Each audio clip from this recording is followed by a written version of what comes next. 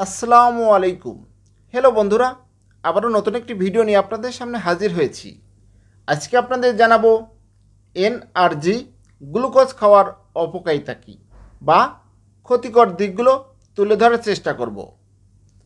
MH medicine and health tips থেকে সবাইকে জানাই স্বাগত। এনআরজি গ্লুকোজ পাউডার দুর্বলতা, অতিরিক্ত কাজের চাপ, ভ্রমণ এবং খেলাধুলার পর এনআরজি খুবই উপকারী। সাধারণত দুর্বলতায় এবং অতিরিক্ত পরিশ্রমের পর এনার্জি শরীরকে সহজেই সতেজ করে, কিন্তু এর পাশাপাশি কিছু অপকারিতাও রয়েছে। চলুন বন্ধু, জেনে নেওয়া যাক এনার্জি গ্লুকোজ খাওয়ার অপকারিতা কী।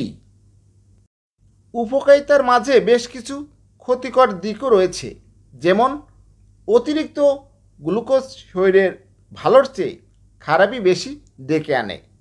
শরীরে শর্করা বা গ্লুকোজের পরিমাণ বেশি হলে তা ধীরে ধীরে মেদের পরিমাণ বাড়িয়ে তোলে। এক, শরীরের অতিরিক্ত মেদ যেমন শারীরিক সৌন্দর্য নষ্ট করে, তেমনি শরীরের ওজনও দ্রুত বাড়িয়ে তোলে। দুই, আপনি জানলে অবাক হবেন, বেশি গ্লুকোজ দাঁতের ক্ষয়রোগের জন্য দায়ী। তিন, নানা ধরনের জটিল রোগ যেমন ডিমেনশিয়া, হৃদরোগেও কারণ হয়ে ওঠে অতিরিক্ত শর্করা বা গ্লুকোজ। চিকিৎসকেরা বলেছেন, কার্বোহাইড্রেটের অভাবে যেমন দেহের ওজন কমে যাওয়ার পাশাপাশি শরীরের কর্মশক্তিও হ্রাস পেতে শুরু করে। চার, তাই বিশেষজ্ঞদের অভিমত, শরীরে বেশি গ্লুকোজ যেমন ক্ষতিকর, তেমনি কম গ্লুকোজও মারাত্মক হতে পারে। তাই গ্লুকোজ পাউডার পানীয় হিসেবে খাওয়া মোটেও নিরাপদ নয়। এ ধরনের পানীয় বিশেষজ্ঞদের পরামর্শ অনুযায়ী পান করা উচিত বলে মনে করেন চিকিৎসকেরা। পাঁচ, ডায়াবেটিস রোগীদের ক্ষেত্রে এই পানীয় মারাত্মক হয়ে উঠতে পারে। যারা একটানা বসে কাজ করে তাদের জন্য নিরাপদ নয় গ্লুকোজ পাউডার।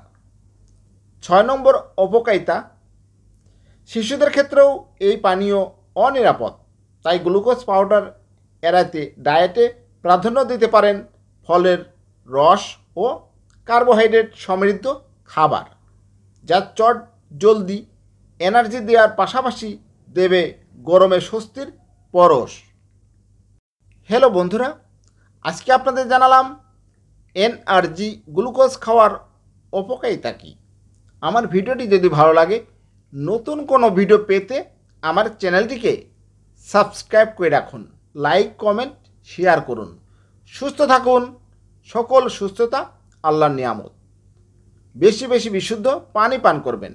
আজকের মতো বিদায় নিচ্ছি, ভালো থাকবেন, আল্লাহ হাফেজ।